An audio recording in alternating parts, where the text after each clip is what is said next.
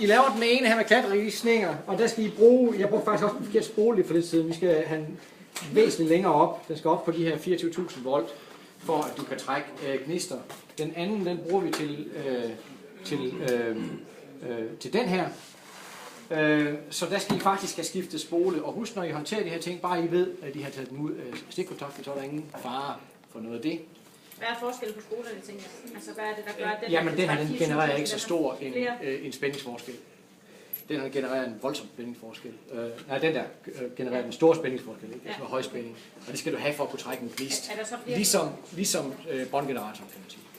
Er det fordi, den er snoet flere gange, den der snor, eller hvordan? Ja, det handler jo om, at man lige præcis ændrer på bindingsforholdet, og så kan du fra en 220 volt system generere spændingen op, ikke? Eller ned på den sags skyld. Man kalder det transformere, og det handler om, at de har forskellige antal vindinger i spolerne. Det er sådan set bare det. Så når I skal så gå fra den her med klatregisninger og over til den her over, så tager I lige en anden spole på. Og i virkeligheden, så kunne man altså godt lave det direkte fra stikkontakten. Men det handler jo i hvert fald, lidt spændende på, at man har... man har flyttet sig. Den er ikke igennem. Nej, du har den ikke igennem hullet. Nej.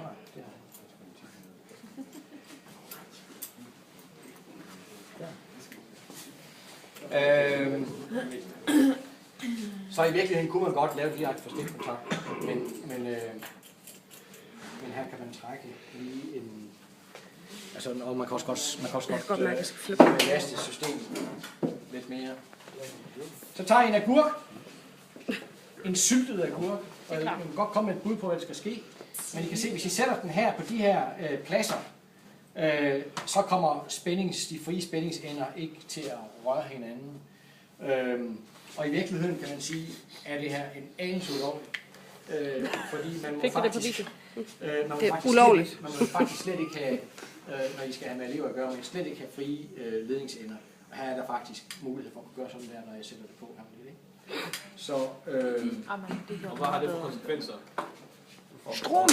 I virkeligheden så kommer I ud i mange lokaler, hvor det her det er det, der er. For eksempel som de her. Ikke? I dag skal man have bananstik, der sådan set er uden fri ledningsender. Men I vil komme ud i lokaler, hvor der er de gamle bananstik, altså hvor der er frie ledningsender på.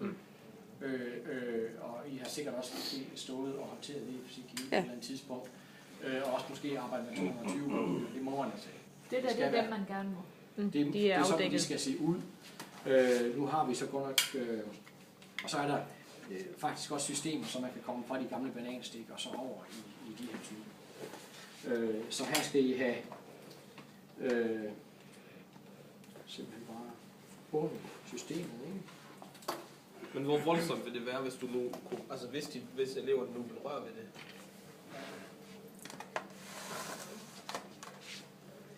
Jamen det her det er jo 220 volt. Og så laver du en dag spændingen lidt højere igennem spolen her. Så man kan sige, det er... altså jeg har faktisk i gang slået med, det var til en eksamenssituation, ikke? Med elever, som lige pludselig proppede 220 volt til en 12 volts bærer, ikke? Altså, når de skulle have haft en spændingskube ind, at de skulle have haft en afforsyning ind. Og så eksploderer sådan en bærer, altså. Men altså, når de var lidt presset, ikke? Og så har de så tænkt lidt på noget andet, ikke? Så de ville med at godt vidste, at det var noget andet. Og det var jo fordi, det var muligt. Og det måske er det egentlig det, altså man kan tage de gamle bananstik, den her kan du jo ikke proppe ind i 220 volt systemet. Kan du godt med de gamle bananstik, den kan du faktisk proppe ind sådan der. Der er 2 huller der, lad os se det.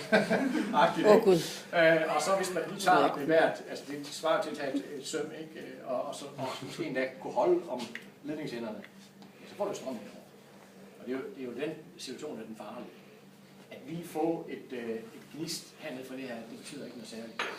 Det, der betyder noget, er, hvis du får en forholdsvis høj strøm, stor strøm, til at køre ind over hjertet.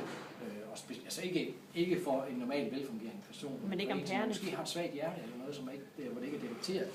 så er det faktisk muligt, at sådan en strøm ind over hjertet kan give hjertestop. Altså det er jo den yderste konsekvens, hvis der er en, der har et dårligt hjerte. Så derfor skal man jo passe på at få strøm til at gå ind over. Anyway, I tager en agurk, propper på, ind over, og så holder jeg hertil, for ellers kan I jo ikke se, hvordan de frie ledningsender er. Men når I har agurken på, og I holder jer til de der pladser, som der er tegnet på, så ved vi, at de frie ledningsender ikke rører hinanden i agurken. Så tager I simpelthen bare og sætter den til 220 volt og tænder. Det er, hvad der sker.